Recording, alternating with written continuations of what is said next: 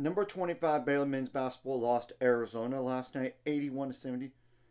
And before I go into the stats and everything, I'm not even going to mention the last minute of the game. And I apologize if I'm looking at it because I cannot memorize all this stuff. I knew this game was dangerous for Baylor. I mean, Arizona's been on a tear since the UCLA loss. And I know Arizona's down a starter for the rest of the year in Krivas. I know they are. But they are a good team.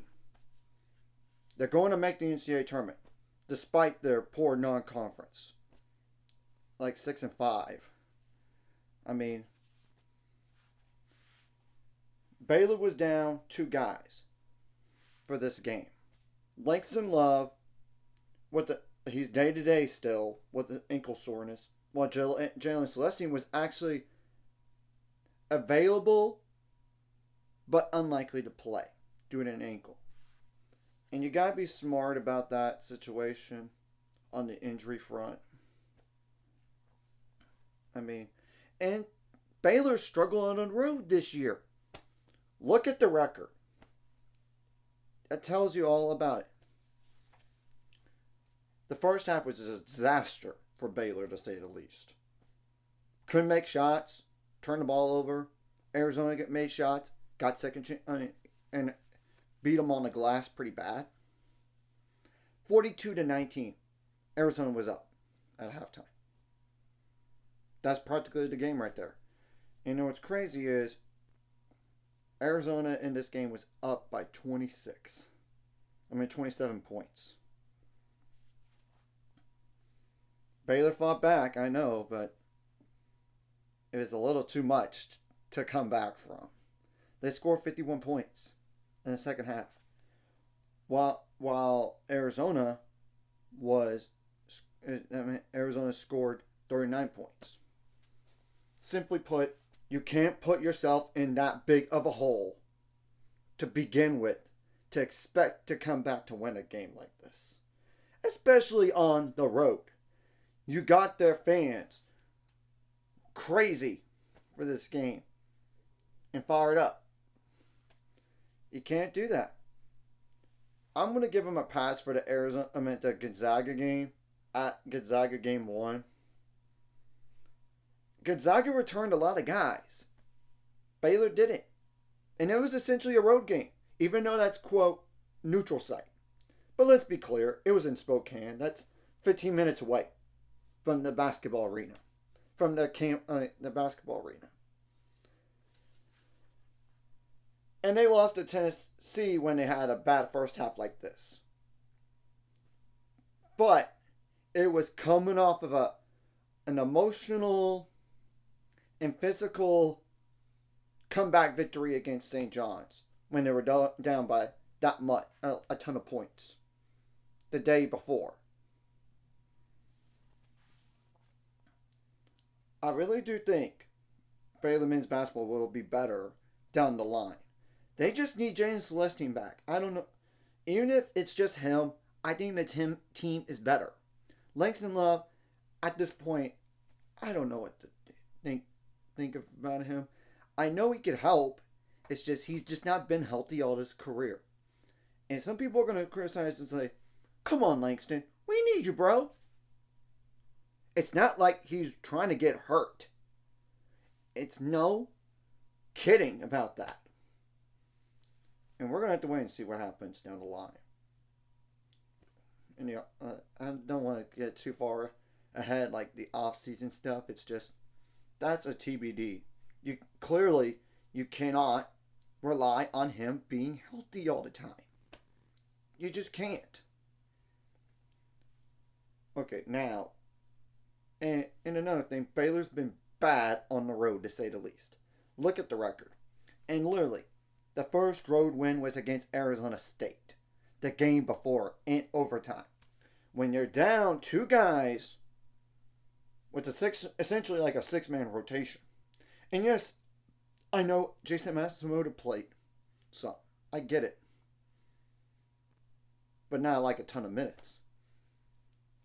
And you're on the road still. That hurts.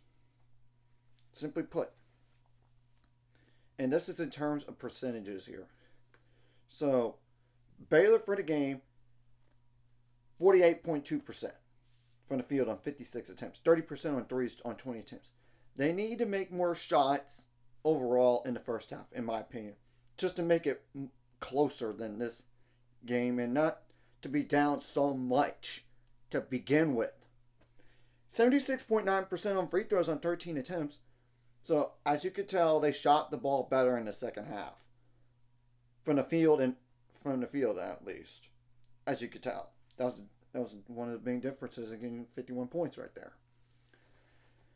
29 rebounds, 7 of those offensive, 11 assists, 8 steals, 2 blocks, 13 turnovers, 21 fouls.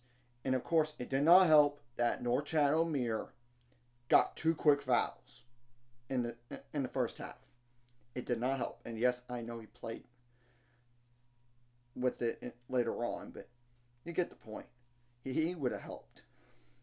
And 16 bench points and 5 double-digit scores that literally combined for, okay, really the non-double-digit score combined for 17 points. 9 plus 8, so that's 2 players that score 6 or more already. That's for 17. So 53 points for 4 guys. So, yeah, and now Arizona, on their hand, how many bench points did they got? 19 plus 11, that's 30, plus 5, that's 35. 3 double-digit scores that literally combined for. Okay, 13 plus 11, that's 24, plus 19, that's 43 points. And 4 other players that scored 6 or more points in this game combined for 8 plus 8 plus 8, that's already 24, plus 9, that's 33 points. And Arizona shot too good in this game. When they make shots, and it doesn't have to necessarily come from Caleb Love either, because he could have a big game and the team loses. It's the other guys that stepped up. I mean, that's true in this game right here. 53.7% from the field on 54 attempts, 50% on threes on 14 attempts. However, 64% on free throws on 25 attempts. 31 rebounds, none of those offensive. 21 assists, 8 steals, 5 blocks, 10 turnovers, 16 fouls. Now I'm going to go over like points out turnovers, points in the paint, and fast break points from here before diving into the next 5 games for both of these teams here. Points on turnovers favored Arizona, 22 to 9. That's another difference in the game. Points on turnovers. Fast break points favored Arizona, 23 to 20. You can't allow as many fast break points either. And points in the paint favored Arizona, actually, 42 to 38. So they could have been better, but foul trouble and still play better defense. So, what's the next 5 games for Baylor? Well, I got good news for you. For Baylor right here. They got TCU at home. And it's not even a Saturday game. It's a Sunday game on January 19th. January 22nd, you got Kansas State. And they are reeling right now. And Jerome Tang, I'm going to call it the way it is. He is on the hot seat, if not very close to it. And I know Scott Drew has lost to Jerome Tang ever since he's been a head coach at Kansas State. But this is a gettable game. Same thing goes for the TCU game. And I know TCU beat Baylor at Baylor last year. But I know this year, after coming off of this game right here, I expect them to be ultra focused and get healthier. I would think with Jalen Celestine, he's going to at least play. I would hope so. I don't know about Langston. Then you got Utah on January 25th. Which I know Utah just got their first conference win, but Baylor won last time by over 20 points in the first game. But it's one thing to do it at home. It's another thing to do it on the road. It was by 25 points. But you get the whole point. Point about it here.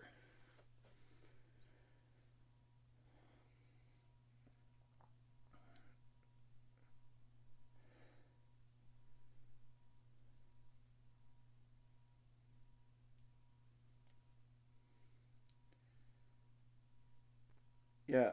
Like literally, I mean, like on like last Saturday for Utah, they destroyed Oklahoma State by 21 points, and I expect Utah to want revenge for the game and to make it closer. So that's, and then you gotta go on the road to BYU on January 28th. Smart, really, to have like back-to-back games on the road that are close, kind of like Arizona State. I mean Arizona State then Arizona. I think what they're gonna learn from this like road experience right here, being so close to two schools like back to back. They don't have to do like one side of the country then go all the way across or come back and forth like that. I think they're gonna learn from this. And we all know BYU has a first year head coach, but still, it's on the road. They got to do better in road games. Let's be clear. And then February 1st, you got Kansas at home. And Kansas is not the same team on the road when compared at home. When you think about it. I mean, I'm just telling the truth. Now, Arizona, on the other hand, what's the next 5 games for them? This is a tricky spot coming up at Texas Tech, January 18th. And Texas Tech almost beat Iowa State. So that might be your first conference loss, Arizona. You're going to lose at least, you're going to lose a conference game sooner or later. It's more like when are you going to lose one? Let's just be honest. Then you got Oklahoma State on the road, January 21st. Then you got Colorado at home, January 25th. January 27th, you got Iowa State at home. And to name one more game, it's on the road at Arizona State. And you never know with rivals on February 1st. I mean, like that's on February 1st. You never know with rivalries in all sports, really. So, I do expect Baylor to not be ranked going into next week, even if they do beat TCU. Beat TCU in Waco. I do not think Baylor's going to be ranked. Now, Arizona, I think they have a shot to be ranked as long as they beat Texas Tech. And that's not going to be easy. So, anyways, if you like this content, hit the like and subscribe button. See you guys later on the road to 7 subscribers. Of course, ultimate goal is 1,000 more, so my money at this. Of course, like a video. Comment video really helps YouTube algorithms. More people see it. Sharing the video does help as well, so more people could watch. And if you're watching and not subscribed, hit subscribe button, free the notification bell as well. And in case people don't know, Baylor will have a rematch with Arizona, but it's going to be like on February 17th, and it's going to be at 9 p.m. Central Time on ESPN. So I expect when that time comes, Baylor would want revenge on this game right here. I'm just saying that right now. They don't want to lose to the same team twice. Oh no. Especially after a horrible first half. That's what ultimately costs them the game. You can't have a great second half and not. If they could play the second half just like the first half, they would be so hard to beat. I'm just telling you right now. And they're going to hit their stride eventually. I know they're going to. They just got to get healthy. At least Jalen Celestine back. Maybe Langston Love is going to be fine down the line. But even then, I wouldn't put like Langston Love as more like a 8th man right once he gets back, honestly. Put Robert Wright and Jalen Celestine in front of him in terms of the rotation. I would. Because the last thing you want to do is give Langston too many minutes. I mean, coming off of the injury history he's had all his Baylor career. I mean, torn ACL. I mean, right before his true freshman year. Then his redshirt freshman year, a fluky eye injury where he got scratched and he was out for the year. Then last year with the ankle. And now this year ankle. So it's just been tough sledding for that guy. And I hope he's going to get healthy soon. I really do. I'm not saying he's going to be a double-digit scorer when he gets healthy, but just to have another guy available would be helpful. And I do think Jason Asamoah is going to step up eventually down the line for the team. I just know he's a true freshman and he's raw. But I like his effort. I do. And I like his defense and his rebounding. And granted, I know he needs to score too, but